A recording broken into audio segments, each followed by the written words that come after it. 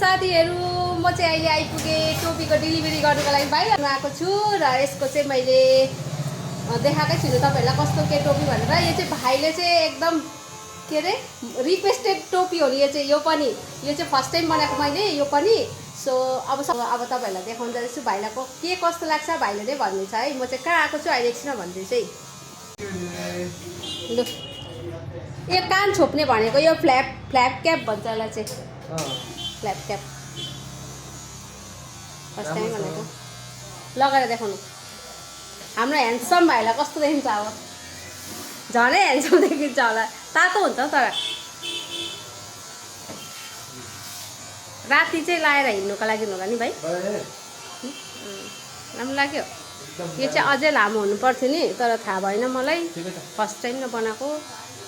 ठिकै हुन्छ नि यो चाहिँ एकदम चल्ती थियो नि एकपल्ट त नि बुद्ध टोपी ल ठिकै छ। यहाँ भाइहरूको चाहिँ यो चाहिँ हो बानरहाट साथीहरू। म चाहिँ अहिले आएको छु बानरहाटमा।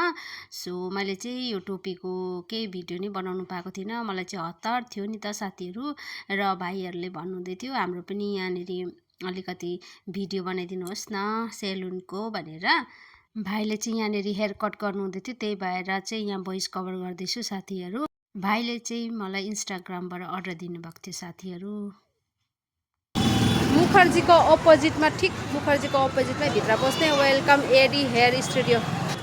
सो तपाईहरु पनि आउन सक्नुहुन्छ यहाँ उयो नै हैन युनिसेक्स नै होला युनिसेक्स हो केटा केटी दुवैलाई हो।